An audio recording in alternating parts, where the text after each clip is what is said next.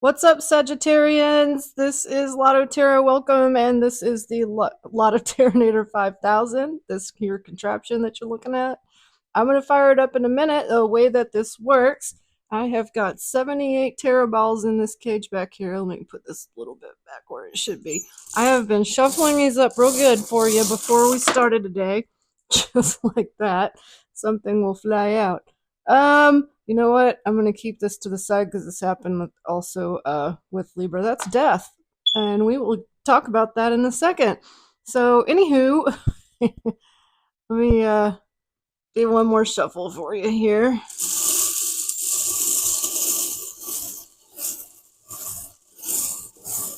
All right, are you ready to get her started? Turn on the squeaky elevator. All right. I am going to do 6 cards, one for each month of the first half of 2025, January through June, and in that order that they come down the chute here. So we're going to go ahead and unlock this, get 6 balls out. All right, ready? And the balls I need to see for Sagittarius.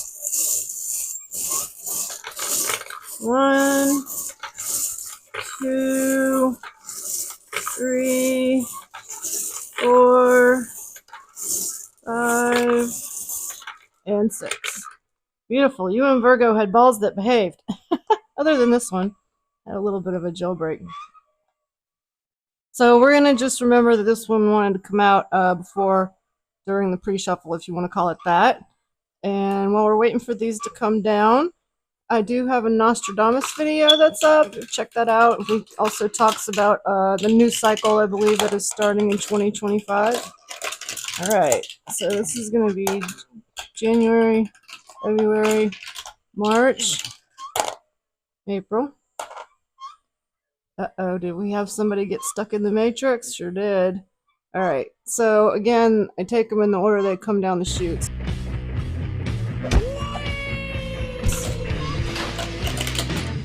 That'll be May and June.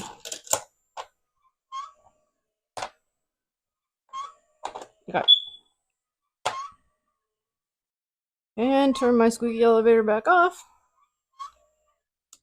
So let me start with the death card. So this typically, and if we're talking about the very, very beginning of the year, maybe why it was eager to come out, is not necessarily about a death, the dictionary since the word, but the death of a process, the death of something, like maybe even a job, it could be anything like that, a relationship, something that is no longer basically moving forward in your life. So, but we'll keep that in mind. I'm going to be carrying these cards back through the monthly and weekly readings going forward. So I will remember that and bring it back in when we talk about January to make sure we include that energy.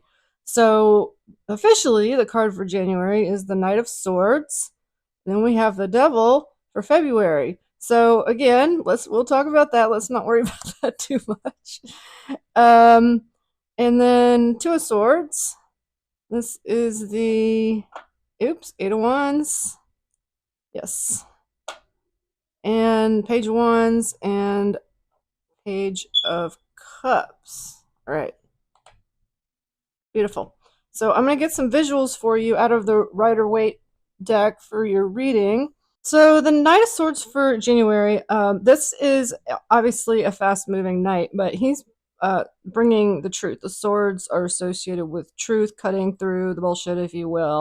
And so looks like he's always like to notice running in the other direction from the devil. So let's just make sure as we move into February and talk about that. Could also be some kind of message. I usually attach those to pages, but I mean, you can clearly see with the way the clouds are and the trees are bending that this is almost like someone coming through a hurricane to get some truth to you. So moving on to February with the devil. Now, this card is associated with addiction, and that can be anything. It could be an addiction to food, gambling, whatever you would think of normally, drugs and stuff like that. Even sex. Obviously, this card has a lot of depiction of sort of, as Rihanna would say, whips and chains. So there's a several different interpretations of this card. With the bat wings, for me, it's kind of like stuff that goes on at night that might not be things that society is normally accepting of during the day. All right. So now, this isn't necessarily a terrible card. It may just be pointing to some bad habits, someone in your energy with bad habits that, again, we're looking for the truth, which is exactly this next card fits into that so well. For March, the Two of Swords is literally a woman blindfolded holding her two swords, crossed on her chest, but that means that she's got a decision to make and doesn't have the truth or the information that she needs to make that decision yet for me. So this would be going into March, maybe you're realizing, hey, I had this truth come in and then things are still not quite the way that I think that they should be, and I've got to make a decision. So I'm going to do my research and really make that decision based on facts and truth. Then for April, with the Eight of Wands, that is the fastest moving card in the deck for me. It's swift movement. Wands are also fiery and moving. Well, they're all fast moving cards for me, but this one in particular is just depicting nothing but these 8 wands flying through the air, almost like in javelin style. Okay, so we'll keep a look on that one again when we do your April reading, figure out what it is that's moving in fast, and if that's also attached to this truth and sort of addiction situation going on above. The Page of Wands for May, I have gotten this card multiple times so far for the rest of the zodiac signs. This page is, again, could be a message coming in, and this time with the wands, it's should be more of like, sort of a comforting authoritative. This one's not moving real fast. He's standing still. There are some pyramids in the background, so a warm environment, and looking up at the sky feels a little bit more like this could be sort of the truth message that you were looking for, something that's, again, warm and inviting and adventurous even. I correlate this Page of Wands with the Fool sometimes in terms of a young man on a journey and being adventurous.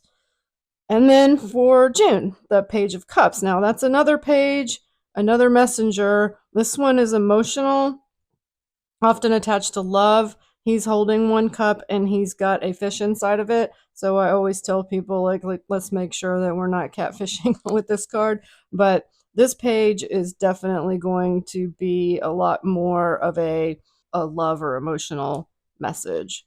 So this is really interesting. I'm a Gemini, so you guys are my opposite sign, and like most of my best friends for sure are Saggy or cusp Sagittarius.